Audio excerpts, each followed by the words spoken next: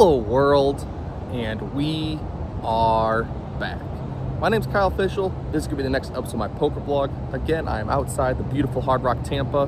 Hopefully today we're going to have a good day. Possibly play the 1-3 Ultra. I hear good things about that game, or 2-5. Somewhat depends on the list. We'll see what happens. I'll let you know how everything goes after the session.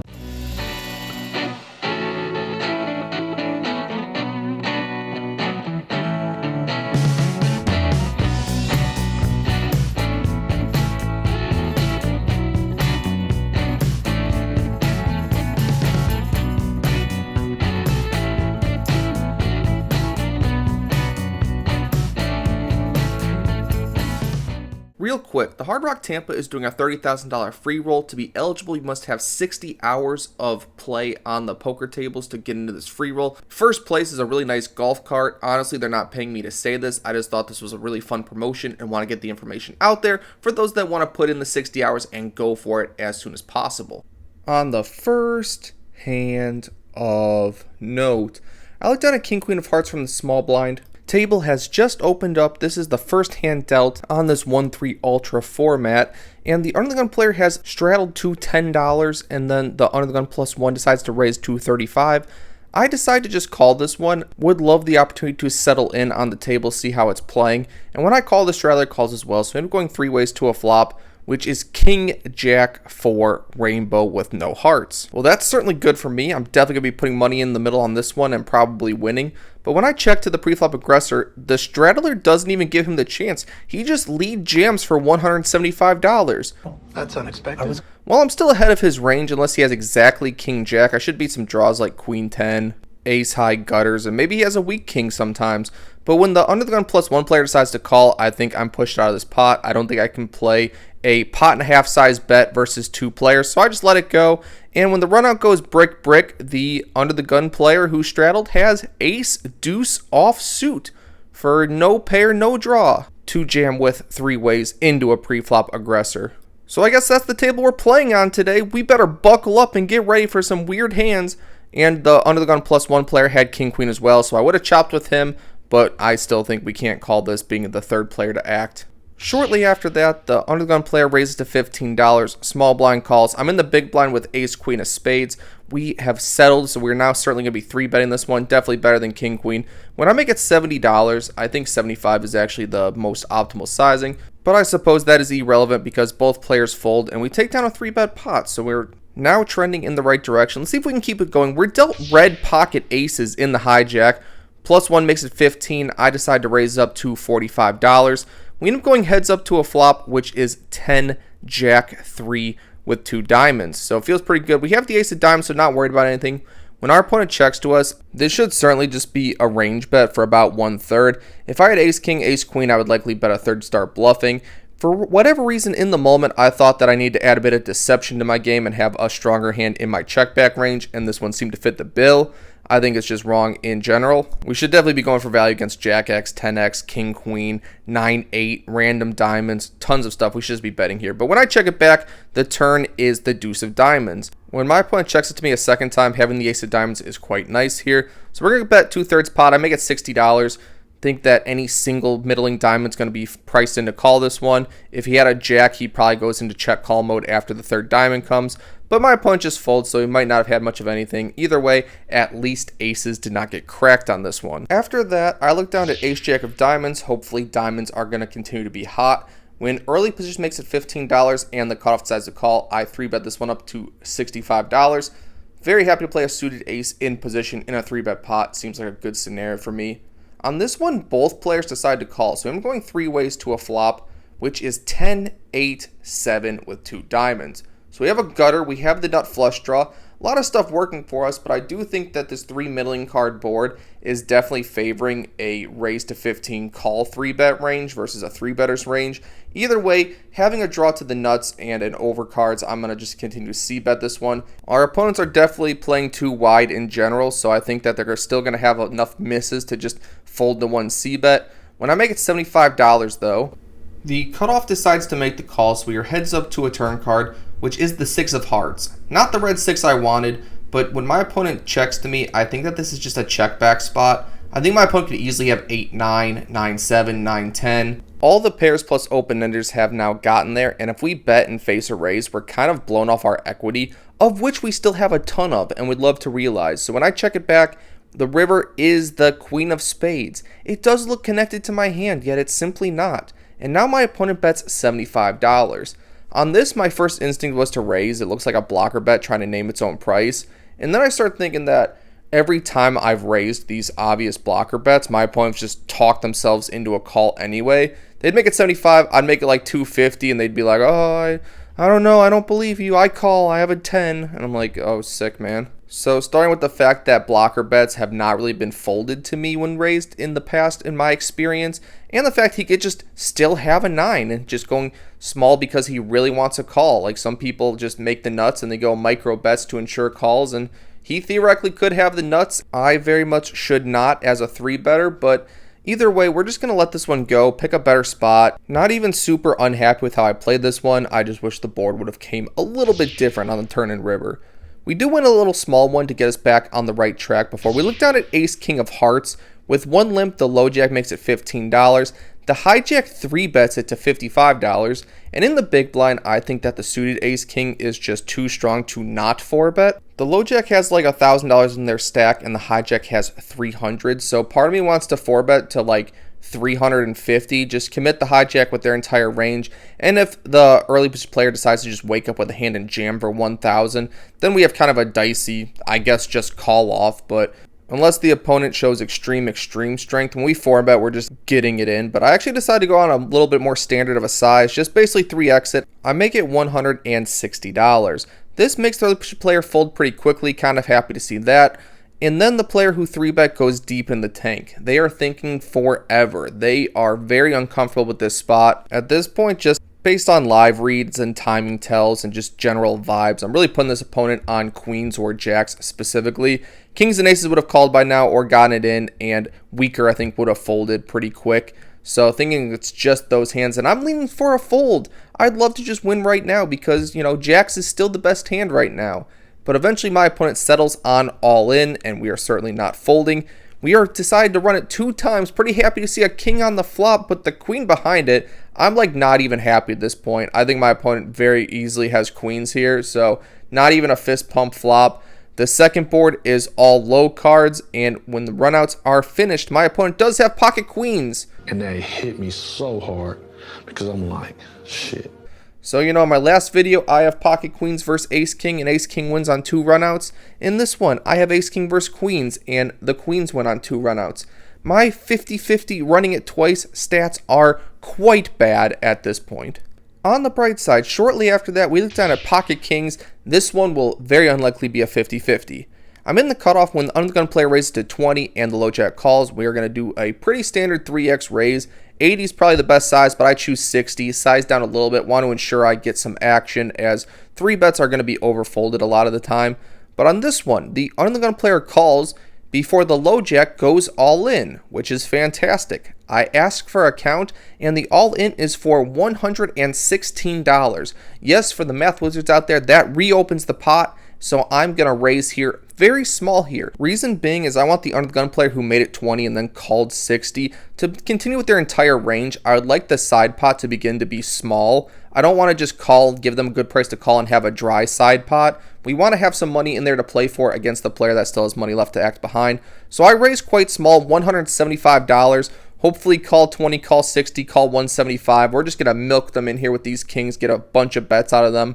But after a little bit, that opponent decides to fold. Fine with me. I guess we are going to go heads up with $60 of dead money in there, 116 at risk for me and my opponent. And the runout is basically all low cards, and I feel pretty good about it. My opponent does not immediately show his hand and kind of takes a second. So, all right, I guess kings are good. I show my hand, and he indeed does muck after I show. Not interested in making an opponent show their hands. When they indicate they're not super strong, then there's no real reason to slow roll them with kings on top of making them show. Happy to get most of the money back from the ace king versus queens hand, but we're going to even keep it rolling. When we have king queen of hearts from the small blind, under the gun makes it $9. The cutoff calls. I'm in the small blind. I choose to not 3-bet this one, mainly because this is the opponent from the first hand who just open ripped with ace deuce off suit. on a basically brick flop. He also would rip if there was a lot of dead money in there a lot of the time, so I really don't want to open the pot up and give him the chance to just rip for 300, mainly because his ripping range is going to be like a garbage ace a lot of the time. It's going to be like ace 7 offsuit, and technically that's the best hand right now, so letting him rip and kind of being forced to call off would be kind of a travesty for me at this point. So I decided to just call. This brings along the big blind. We are going 4 ways to a flop, which is bink, king 3 with 2 diamonds. We want to give this opponent every chance to just rip 300 into 40. So I check it to them, actually setting a trap at this point. Hopefully he takes the bait. On this one, he does not. He checks, and then the late player checks. So unfortunately, we're going 4 ways to a turn card. No money went on the flop when I have trips, and the turn is the 8 of spades. We are going to stay with the plan here. We want to give this opponent the chance to bluff. If he has diamonds or spades now, or an 8, or ace high, all kinds of stuff, I think trapping on this one is the way to get the most money in, especially because that's why I showed the first hand of the video where my opponent just overbet ripped with nothing. We want to give him the chance to do that. If I bet like $30 here, then maybe we get called for 30, but we miss out on the chance of just taking 300 from a aggressive opponent. But when I check, it checks through a second time. Now I'm in shambles. I've given flush draws great odds. I put no money in the middle. And then the river's the king of clubs for some reason. Well, that's good news. And we make quads, which is fun, I guess. We've relied too heavily on our opponent to put money in. Now we got to put money in ourselves. I bet really small, $20, thinking that even ace high is going to call this size, but they're not going to bet themselves. An 8, I think, is unlikely. With an open betting lead, I expected someone to have bet themselves by now.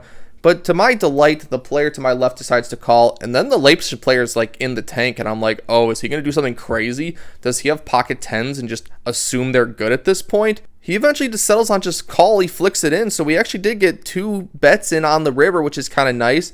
And quads are definitely good. And on this day, the Hard Rock Tampa was running a $300 high hand promotion, and quad kings with a queen definitely qualified. It ended up holding up for the 30-minute period, so we got a $300 bonus on top of that. So we might not have made a whole lot on the hand, but I guess we were saved by the promotions on this one.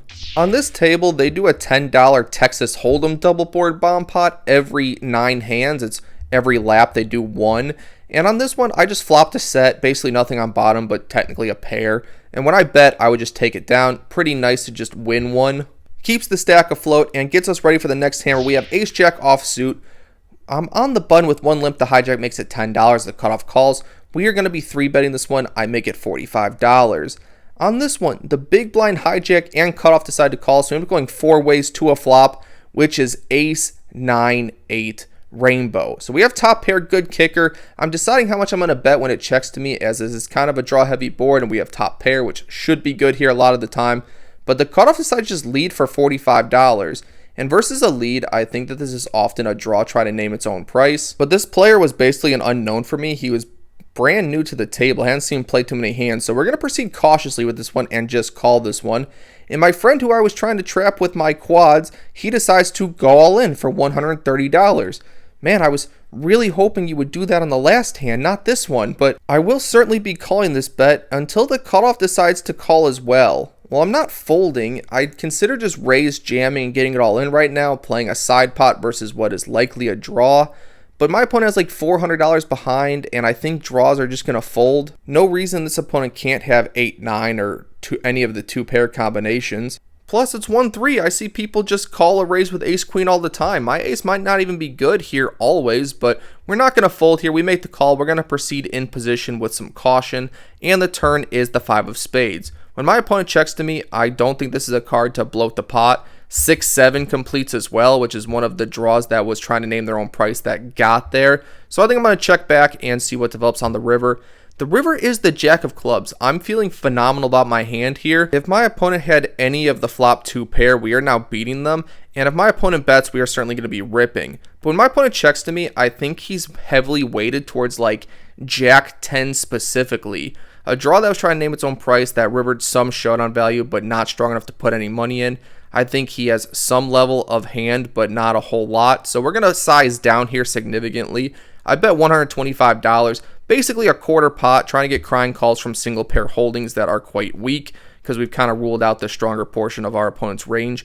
but he kind of just tanks for a little bit, then folds. Fine by me, we take the win. The player who jammed this time had ace 10, so he had a pretty decent hand, but Jack was ahead the whole way, did not need the second pair, but happy to get it regardless. We take down a massive pot for this 1-3 game. We are certainly cruising at this point. This brings us to a double board hold'em hand that I thought had some educational value. I had king 10 of hearts, and on one board it's king 10-9, on the other board it's 10-8-4. Both boards have a backdoor heart draw for me. Both boards have at least top pairs, so having a strong connection on each.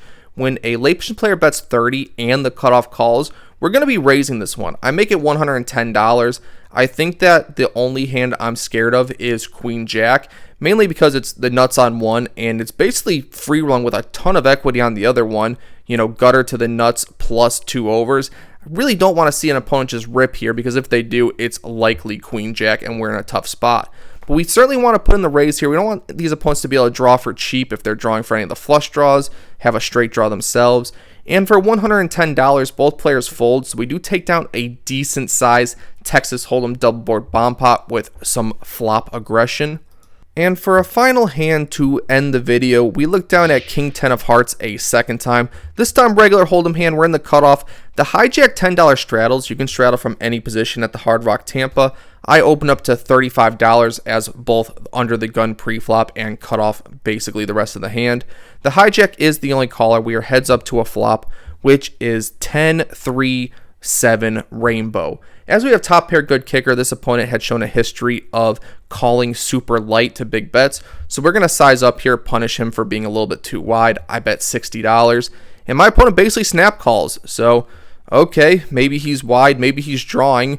The turn is the ace of spades. I kind of hate it. I think ace high floats happen a lot at this table. So when my opponent checks to me, I think my hand has been downgraded to marginal showdown value. We're just going to check this one back. And the river is the 8 of spades. And when my opponent checks to me, I think my hand has run out of value, especially because like 10-8 and 8-7 have gotten there. So unless we're targeting exactly 9-10 or Queen 10, I don't think there's a whole lot we can get value from. And when I check it back, my opponent shows Queen Jack offsuit, so did have just overcards float a flop huge bet. So happy to just check it back when we turn an ace. He turns an overpair there a lot when a card higher than 10 comes. But we take down a decent sized pot to end the session. And we are in the game for $1,200 out of the game for $1,550, which is a profit of $350 across 7 hours, equating to $50 an hour or 16 big blinds an hour.